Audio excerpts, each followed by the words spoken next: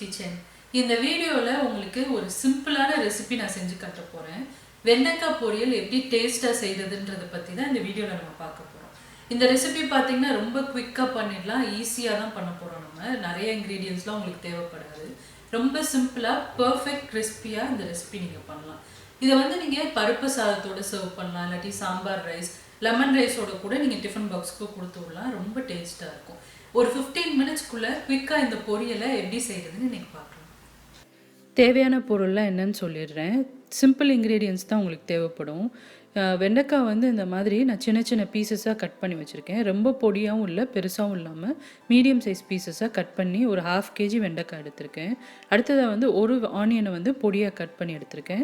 தாளிக்கிறதுக்கு கருவேப்பிலை வச்சுருக்கேன். கடுகு உளுத்தம்பருப்பு போட்டு தாளிச்சிக்கலாம். உப்பு எடுத்திருக்கேன். அதுக்கப்புறமா காரப்பொடி எடுத்திருக்கேன்.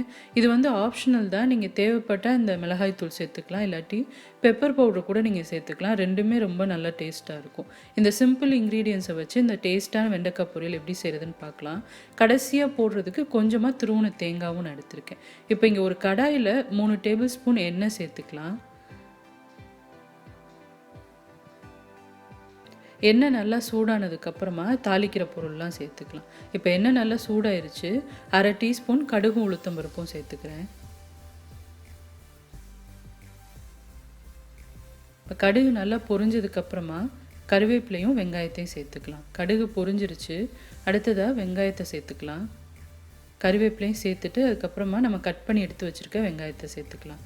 மித்த பொரியல்லாம் நம்ம பண்ணுறப்போ இந்த மாதிரி வெங்காயம் நல்லா வதங்கினதுக்கப்புறமா தான் காயை சேர்ப்போம். ஆனால் இந்த பொரியலுக்கு வந்து நீங்கள் வெங்காயத்தை லைட்டாக மிக்ஸ் பண்ணிவிட்டு கட் பண்ணி வச்சுருக்க வெண்டைக்காவை நீங்கள் சேர்த்துக்கலாம். ஏன்னா வந்து இது கடைசி வரைக்கும் வெண்டைக்காவோட சேர்ந்து ஃப்ரை ஆகணும். நம்ம இப்போவே நல்லா ஃப்ரை பண்ணிட்டோம் அப்படின்னா வெங்காயம் வந்து தீரதுக்கு வாய்ப்பு இருக்குது. அதனால் வந்து லைட்டாக மிக்ஸ் பண்ணிவிட்டு கட் பண்ணி வச்சுருக்க வெண்டைக்காவை நீங்கள் சேர்த்துருங்க. இதுவுமே வந்து நல்லா கிறிஸ்பி ஆயிரும் கடைசியில். வெண்டைக்காய் சேர்த்தாச்சு. இப்போ அதை நல்லா மிக்ஸ் பண்ணிவிட்டு நம்ம குக் பண்ண போகிறோம். வெண்டைக்காய் குக் பண்ணுறது வந்து ரொம்ப ஈஸி தான். ஆனால் வந்து இந்த மாதிரி பொரியல் பண்ணுறதுக்கு ஒரு சில டெக்னிக்ஸ் இருக்குது. வெண்டைக்காய்க்கு நேச்சுரலாகவே அந்த ஒரு மாதிரி பிசுபிசுப்பு தன்மை கம் டைப்பில் வரும். அதை வந்து நீங்கள் வந்து கிறிஸ்பி ஆக்கிறதுக்கு என்ன செய்யணும் அப்படின்னா, ஒரு சின்ன சின்ன டெக்னிக்ஸ் நான் சொல்கிறேன் உங்களுக்கு. வெண்டைக்காய் எப்போ குக் பண்ணுறதுனாலுமே நீங்கள் ஹை ஃப்ளேமில் வச்சு தான் குக் பண்ணணும். அதாவது நீங்கள் மிக்ஸ் பண்ணி விட்டுட்டே இருக்கணும். மீடியம் டு ஹை ஃப்ளேமில் வச்சு குக் பண்ணணும். இன்னொன்று வந்து ஸ்டார்டிங் ஸ்டேஜ்லேயே வந்து நீங்கள் உப்பை சேர்த்துக்கணும். இந்த மாதிரி இது ரெண்டையும் நீங்கள் பண்ணிங்கனாலே அந்த பிசுபிசுப்பு தன்மை வந்து கம்மியாயிடும். உங்களுக்கு வந்து ஈஸியாக வெண்டைக்காய் கிறிஸ்பி ஆகிடும். நீங்கள் இந்த மாதிரி பண்ணி பாருங்கள், கண்டிப்பாக உங்களுக்கு ரொம்ப நல்லா வரும் வெண்டைக்காய் ஃப்ரை. இப்போ வந்து நான் மீடியம் டு ஹை ஃப்ளேமில் வச்சுருக்கேன். இதை நல்லா மிக்ஸ் பண்ணி நம்ம குக் பண்ண போகிறோம். இது வந்து ஒரு 8 to 10 மினிட்ஸ் இந்த மாதிரியே நான் குக் பண்ண போகிறேன்.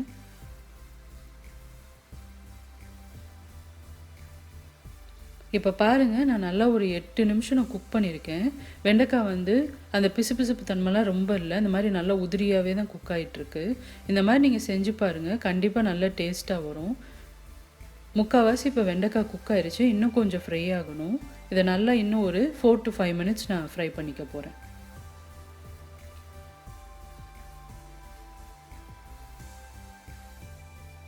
மொத்தமாக ஒரு 13 நிமிஷம் நான் குக் பண்ணியிருக்கேன். வெண்டைக்காய் பாருங்கள் நல்லா கிறிஸ்பி ஆகிடுச்சு. சாகியாக இல்லாமல் உதிரியாக கிறிஸ்பியாக இருக்குது. நம்ம இந்த மாதிரி மெத்தடில் பண்ணனால உங்களுக்கு ஈஸியாகவே கிறிஸ்பி ஆகிடும். இந்த ஸ்டேஜில் வந்து நான் எடுத்து வச்சுருக்க சில்லி பவுடர் சேர்க்க போகிறேன். ரொம்பலாம் நான் சேர்க்க போகிறதில்ல, ஜஸ்ட் ஒரு பிஞ்ச் மட்டும்தான் சேர்க்குறேன். பாருங்கள், இந்த அளவு தான் நான் சேர்க்குறேன். இதுக்கு பதிலாக வந்து நீங்கள் பெப்பர் பொடி கூட சேர்த்துக்கலாம், அதுவும் ரொம்ப டேஸ்ட்டாக இருக்கும். ரெண்டில் ஏதாவது ஒன்று சேர்த்துக்கலாம், இல்லாட்டி நீங்கள் விருப்பப்படலை அப்படின்னா இது சேர்க்க தேவையில்லை. அப்படியே மட்டும் வெங்காயம் சேர்த்து நம்ம வெண்டைக்காய் சேர்த்து கடைசியாக தேங்காய் மட்டும் சேர்த்து நீங்கள் இறக்கிடலாம். இப்போ அதை நல்லா மிக்ஸ் பண்ணிவிட்டு 2 நிமிஷம் மட்டும் நான் அந்த ஹீட்லேயே குக் பண்ண போகிறேன். ஏன்னா அந்த சில்லி பவுடரோட பச்சை வாசனை போகணும் நம்மளுக்கு. இப்போ 2 நிமிஷம் குக் பண்ணியாச்சு. வெண்டைக்காய் ஃப்ரை ரெடி ஆயிடுச்சு.